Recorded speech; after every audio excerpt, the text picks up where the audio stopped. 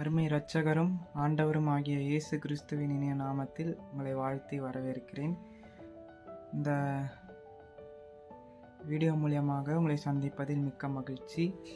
இப்பொழுது நம்ம இன்றைய தினத்தில் விசுவாசத்தை குறித்து பார்க்க இருக்கிறோம். விசுவாசத்தை குறித்து பகுதி 1 இந்த செய்தி கொடுக்க இருக்கிறேன். எபிரேயர் 11:1 நம்ம பார்க்குறோம், விசுவாசமானது நம்பப்படுகிறவைகளின் உறுதியும் காணப்படாதவைகளின் நிச்சயமுமாக இருக்கிறது அப்படின்னு சொல்லி. ஏன் விசுவாசத்தை குறித்து இந்த தலைப்பின் கீழே பார்க்க இருக்கிறோன்னா, முந்தைய பிரசங்கங்களில் முந்தைய வீடியோக்களில் நீங்கள் பார்த்தீங்கன்னா விசுவாசிக்கணும், ஆண்டவராகிய இயேசு கிறிஸ்துவை விசுவாசிக்கணும்னு சொல்லி நான் நிறைய சொல்லியிருப்பேன். ஆனால் அந்த விசுவாசத்தை அறியணும்ல, விசுவாசம் என்றால் என்ன அப்படின்னு சொல்லிட்டு இந்த வீடியோ மூலியமாக இந்த விசுவாசத்துக்குரிய காரியங்களை உங்களோட பகிரணும்னு விரும்புகிறேன். வாசிக்கிறேன். எபிரேயர் 11:1 விசுவாசமானது நம்பப்படுகிறவைகளின் உறுதியும் காணப்படாதவைகளின் நிச்சயமுமாய் இருக்கிறது, அதனாலே முன்னோர்கள் நற்சாட்சி பெற்றார்கள். முன்னோர்கள் அப்படின்னு சொல்லி இந்த 11வது வசனத்தை பார்த்தீங்கன்னா முழுக்க ஆபிரகாம், நோவா தொடங்கி தாவீது வரைக்கும் யாரெல்லாம் புதிய ஏற்பாட்டில் யாரெல்லாம் அவரை விசுவாசித்தார்கள், ஆண்டவராகிய இயேசு கிறிஸ்துவை யாரெல்லாம் விசுவாசித்தார்கள் என்று சொல்லி அந்த பெரிய ஒரு பட்டியல் லிஸ்ட் வருது. ஆனால் அதில் ஒரு ஸ்பெசிஃபிக்காக முக்கியமாக ஒரு நபரை குறித்து, விசுவாசத்தின் தந்தையாகிய ஆபிரகாமை குறித்து நம்ம பார்க்க இருக்கிறோம். ஆபிரகாமை குறித்து நம்ம படிச்சிருக்கலாம், ஆனால் ஆபிரகாமுடைய வாழ்க்கை முறை, அவர் எப்படி விசுவாசத்தின் தந்தை ஆனார் அப்படின்னு சொல்லிட்டு இந்த வீடியோ பகுதி 1 அப்படின்னு சொல்லிட்டு இந்த வீடியோவில் ஆபிரகாமை குறித்து சில காரியங்களை பார்க்க இருக்கிறோம். நீங்கள் பார்த்தீங்கன்னா ஆபிரகாமை குறித்து ஆதியாகமம் 12வது அதிகாரம் 1-7 வரைக்கும் உள்ள வசனங்களை வாசித்து பார்த்தீங்கன்னா, தேவன் ஆபிரகாமோட பேசுவார். உன் தேசத்தையும் உன் இனத்தையும் விட்டு வா அப்படின்னு சொல்லுவார். நான் உனக்கு காட்டுற தேசத்துக்கு போ அப்படின்னு சொல்லுவார்.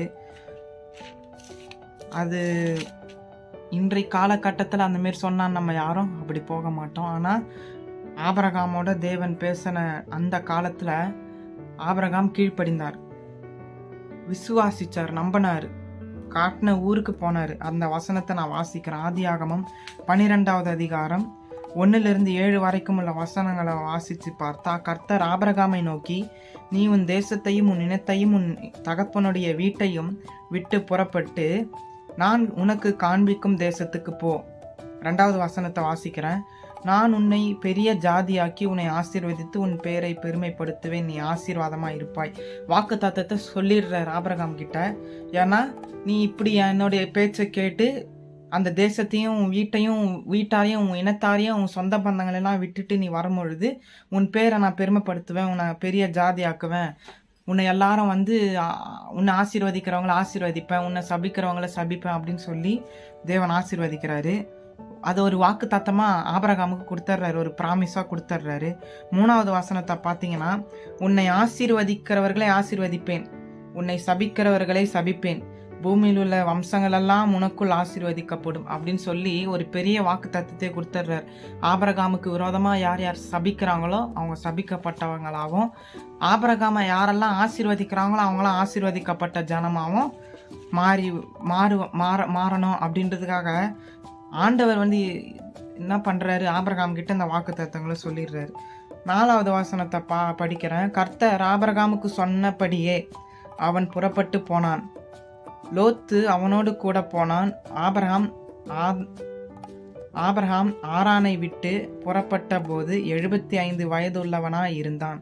அப்போ அவருடைய அண்ணன் மகனாகிய லோத்து கூட போறாரு.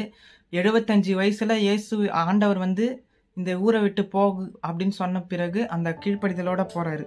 5வது வசனத்தை வாசிக்கிறேன். ஆபிரகாம் தன் மனைவியாகிய சாராயையும் தன் சகோதரனுடைய குமாரனாகிய லோத்தையும் தாங்கள் சம்பாதித்திருந்த தங்கள் சம்பத் எல்லாவற்றையும் ஆரானிலே சவதரித்த ஜனங்களையும் கூட்டிக் கொண்டு அவர்கள் கானான் தேசத்துக்கு புறப்பட்டு போய் கானான் தேசத்திலே சேர்ந்தார்கள்.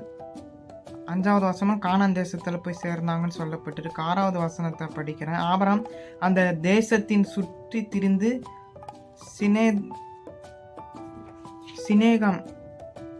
சினேகம் என்னும் இடத்துக்கு சமீபமான மோரே என்னும் சமபூமி மட்டும் வந்தான். அக்காலத்திலே கானானியர் அத்தேசத்தில் இருந்தார்கள். கானானியர்கள் அந்த மோரே, அந்த சீகேம், மோரே, இந்த 2 ஊரில் வந்து கானானியர்கள் இருந்தாங்க. 7வது வசனத்தை வாசிக்கிறேன். கர்த்தர் ஆபிரகாமுக்கு தரிசனமாகி, உன் சந்ததி இந்த உன் சந்ததிக்கு இந்த தேசத்தை கொடுப்பேன் என்றார். அப்பொழுது அவன் தனக்கு தரிசனமாயிருந்த கர்த்தருக்கு அங்கே ஒரு பலிபீடத்தை கட்டினான். பலிபீடத்தை கட்டினான்னா ஆண்டவரை தொழுது கொண்டார். அந்த காலத்தில் பழைய ஏற்பாட்டில் பலிபீடத்தை கட்டி கல்லுகளை வச்சு ஆட்டையோ மாட்டையோ அதை வந்து நெருப்பால் எரிய வச்சு ஆண்டவருக்கு வந்து பலி செலுத்துவாங்க. 1000 ஸ்தோத்திர பலி இன்றைக்கு நம்ம எப்படி ஏறெடுக்கிறோமோ அதே போல் ஆட்டு மாடு இவைகளை பலியை வைத்து அதை தகன பலியாக எரிக்க வச்சு ஆண்டவருக்கு பலி செலுத்துவாங்க. அதை தான் வந்து தொழுகையாக அந்த காலத்தில் இருந்தது. அதனால் ஆபிரகாம் வந்து இந்த காரியத்தெல்லாம் வாக்கு தத்தத்தையெல்லாம் கொடுத்து ஆபிரகாமை கூப்பிட்டதுனால ஆபிரகாம் வந்து தேவனை தொழுது கொள்கிறார். அதன் பிறகு பார்க்கலாம். அதுக்கப்புறம் ஆபிரகாமுக்கு தேவன் அநேக வாக்கு தத்தங்களை தரார். அதை வந்து நம்ம பார்க்கும்பொழுது ஆதியாகமம் 13வது அதிகாரம் 14 - 18 வரைக்கும் நம்ம பார்த்தோன்னா ஆபிரகாம் வந்து ஆண்டவர் வந்து வாக்கு தத்தங்களை தராரு. அதையும் நான் வாசிக்கிறேன். சோதோமின் ஜனங்கள் பொல்லாதவர்களும் கர்த்தருக்கு முன்பாக மகா பாவிகளுமாய் இருந்தார்கள். லோத்து ஆபிரகாமை விட்டு பிரிந்த பின்பு கர்த்தர் ஆபிரகாமை நோக்கி, உன் கண்களை ஏறெடுத்து நீ இருக்கிற இடத்திலிருந்து வடக்கையும் தெற்கையும் கிழக்கையும் மேற்கையும் நோக்கிப்பார். 15வது வசனத்தை வாசிக்கிறேன். நீ பார்க்கிற இந்த பூமி முழுவதையும் நான் உனக்கும் உன் சந்ததிக்கும் என்றென்றைக்கும் இருக்கும்படி கொடுத்து, 16வது வசனத்தை வாசிக்கிறேன். உன் சந்ததியை பூமியின் தூளை போல பெருக பண்ணுவேன்.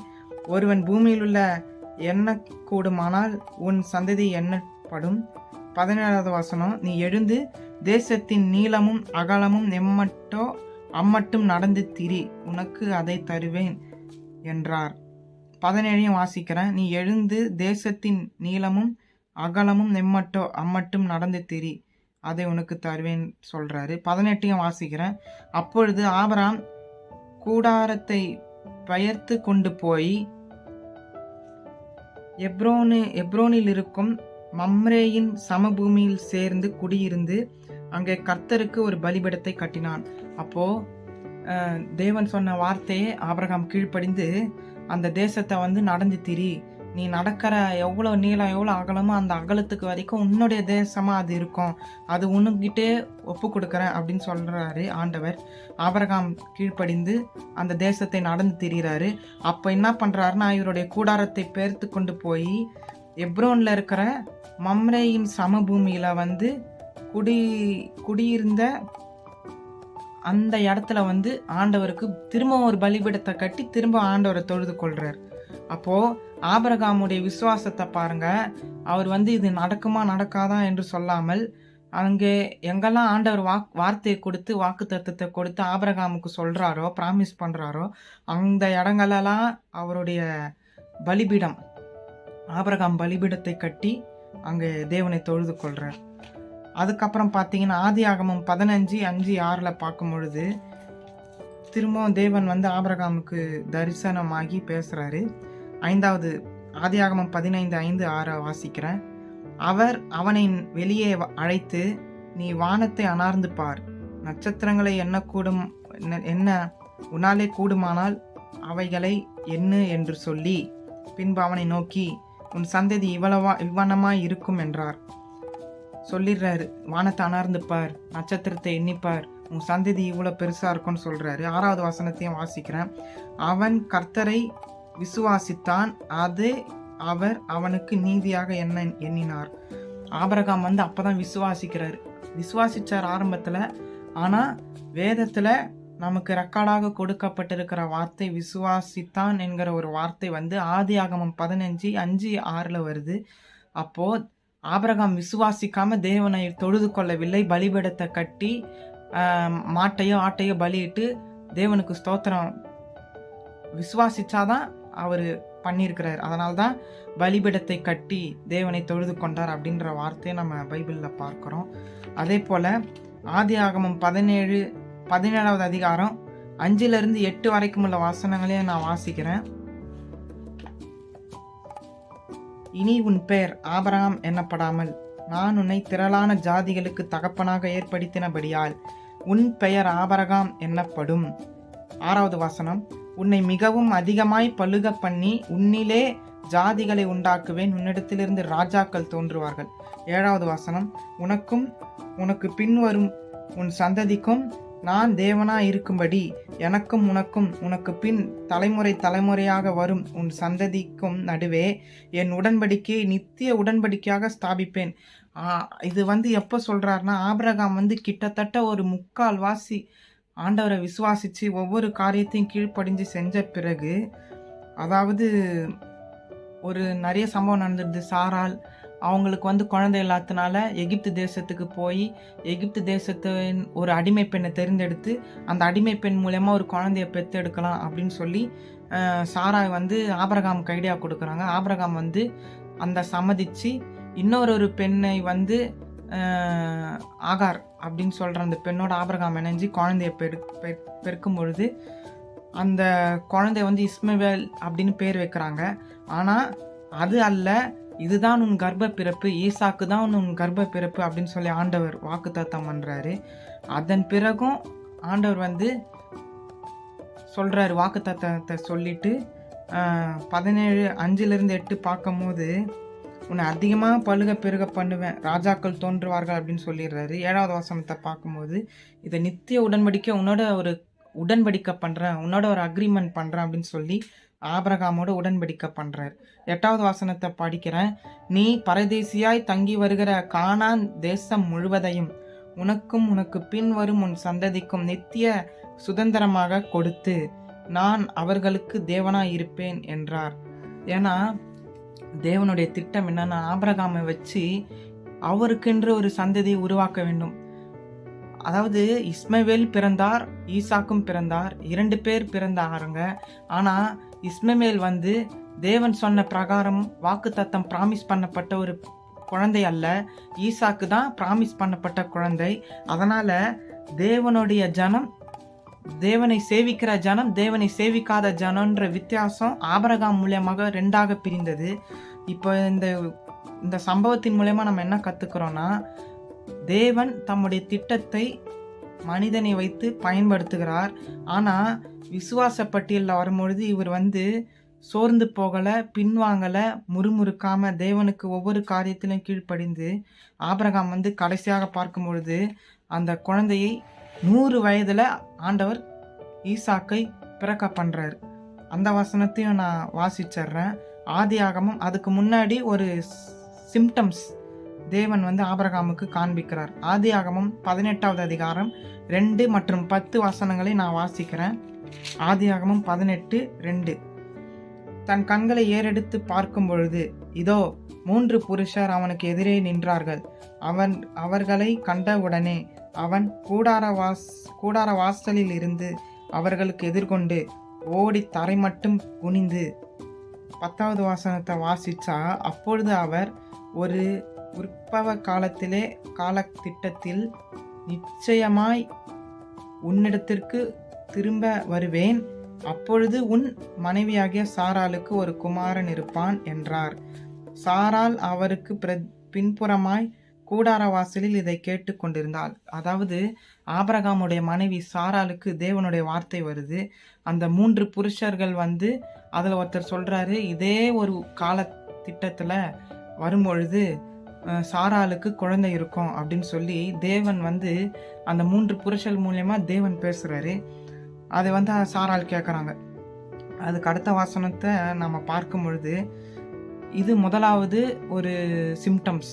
ரெண்டாவது சிம்டம்ஸாக நம்ம பார்க்கும்பொழுது ஆதியாகமம் 21:2-8 வரைக்கும் உள்ள வசனங்களை நம்ம வாசித்தா, ஆதியாகமம் 21வது அதிகாரம் 2-8.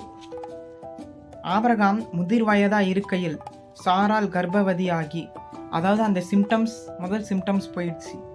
இப்போ 100 வயசு பாட்டி கிழவர்களாக இவங்க மாறிட்டாங்க. ஆபிரகாம் 75 வயசுல தேவன் பிராமிஸ் பண்ணாரு. ஆனா இப்ப பாத்தீங்கன்னா இவருக்கு 100வது வயதுல குழந்தை வருது. சாரால் ரொம்ப வயதானவங்களா மாறிடுறாங்க. ஆனா வசனம் சொல்லுது, ஆபிரகாமுக்கு முதிர் வயதா இருக்கையில் சாரால் கர்ப்பவதியாகி தேவன் குறித்திருந்த காலத்திலே அவனுக்கு ஒரு குமாரனை பெற்று அதுக்கப்புறம் வசனம் வாசிக்கிற 3. அப்பொழுது ஆபிரகாம் தனக்கு சாரால் பெற்ற குமாரனுக்கு ஈசாக்கு என்று பெயரிட்டான். 4வது வசனத்தையும் வாசிக்கிறேன். தன் குமாரனாகிய ஈசாக்கு பிறந்தாம் 8ஆம் நாளிலே ஆபிரகாம் தனக்கு தேவன் கட்டளையிட்டிருந்தபடி அவனுக்கு விருத்த சேதனம் பண்ணினான். விருத்த சேதனம் என்றால் பழைய ஏற்பாட்டின்படி நுனித்தோலை எடுக்கணும், நுனித்தோலை வெட்ட வேண்டும், அதுதான் முறை. அதை செஞ்சு விட்டாங்க. 5வது வசனத்தை வாசிக்கும் பொழுது, தன் குமாரனாகிய ஈசாக்கு பிறந்த பொழுது ஆபிரகாம் 100 வயதாக இருந்தான். 100 வயசுல தான் ஈசாக்கு வராரு. அப்போது 6வது வசனத்தையும் வாசிக்கிறான். அப்பொழுது சாரால், தேவன் என்னை நகைக்க பண்ணினார், இதை கேட்கிற யாவரும் என்னோட கூட நகைப்பார்கள். அந்த சாரால் என்பவங்க என்ன சொல்றாங்க, இந்த வயசுல எனக்கு குழந்தை பிறந்துடுச்சு, ஐயோ எல்லாரும் என்னை கிண்டல் பண்ணுவாங்களே அப்படின்னு சொல்லி அந்த அம்மா துக்கப்படுறாங்க. ஐயோ நகைப்புக்குள்ளாயிட்டேனே, கேலி கிண்டலுக்கு ஆளாயிட்டேனே என்று சொல்லி வேதனைப்பட்டாங்க. அதன் பிறகு 7வது வசனத்தை வாசிக்கிறேன். சாரால் பிள்ளைகளுக்கு பால் கொடுப்பாள் என்று ஆபிரகாமுக்கு எவன் சொல்லுவான்? அவருடைய முதிர் வயதிலே அவருக்கு ஒரு குமாரனை பெற்றாளே என்றான். அப்போ அந்த அம்மாவுடைய அச்சம் என்னன்னா, முதிர் வயதுல யாரும் குழந்தை பெற்றிருக்க முடியாது. இயல்பாக பார்த்தா ஒரு யங் ஸ்டேஜ், இளம் வயதுல தான் குழந்தை பெருக்க முடியும். ஆனா வேதத்துக்கு அப்பாற்பட்டு, இந்த இயற்கை சட்டத்துக்கு அப்பாற்பட்டு தேவன் விசுவாசத்தை துவக்குகிறவரும் முடிக்கிறவருமாய் இருக்கிறாரு. ஆபிரகாமுடைய விசுவாசத்தை பார்த்து 100 வயதுல வயதான காலத்துல குழந்தைய தர்றார். அப்போ அந்த அம்மாவுக்கு என்னன்னா, 100 வயது ஆகிவிட்டதே, வயதான கேள்வியா நான் இருக்கிறேனே, நான் இந்த நேரத்துல பால் கொடுக்க முடியுமா, எல்லாரும் என்னை கிண்டல் பண்ணுவாங்களே என்று சொல்லி வேதனைப்பட்டார்கள். 8வது வசனத்தை வாசிக்கிறேன். பிள்ளை வளர்ந்து பால் மறந்தது. ஈசாக்கு பால் மறந்த நாளிலே ஆபிரகாம் பெரிய விருந்து பண்ணினான். அப்போ பாருங்க, இதன் மூலியமாக ஆபிரகாம் விசுவாசத்தின் தகப்பன் என்று எல்லாரும் சொல்றாங்க. வேதத்துல விசுவாசத்தின் தந்தை என்று எபிரேயர் 11வது அதிகாரத்துல ஆபிரகாமை குறித்து மிகவும் புகழ்ச்சியா அந்த வசனமானது எபிரேயர் 11 விரிவாக பேசுகிறது ஆபிரகாமை குறித்து. அப்போ அவ்வளோ 75 வயதுல சொன்ன அந்த வாக்கு 100 வயதுல நிறைவேற்றினார் ஆண்டவர். அப்போ விசுவாசமானது நம்பப்படுகிறவைகளின் உறுதி. அந்த நம்பிக்கை, அந்த உறுதி எதன் மீது இருக்குன்னா, காணாத, நம்ம இதுவரைக்கும் ருசிக்காத பார்க்காத காரியத்தின் மீது வைக்கிற அந்த நம்பிக்கை, அசைக்க முடியாத அந்த ஒரு விதமான ஒரு நம்பிக்கை. நிச்சயம் நடக்கும், அதை நான் பார்க்கல, அனுபவிப்பேன் என்கிற அந்த நம்பிக்கையில வருகிறது தான் விசுவாசம். அந்த விசுவாசத்தை துவக்குகிறவரும் முடிக்கிறவருமாகிய இயேசுவை நோக்கி பார்ப்போம். இந்த பகுதி 1ல் ஆபிரகாமை குறித்து பார்த்தோம். அடுத்த பகுதியில் வேறொரு விசுவாசத்தின் நபரோட இந்த வீடியோவில் நான் சந்திக்கிறேன். தேவன் தாமே உங்களை ஆசீர்வதிப்பாராக. ஆமேன்.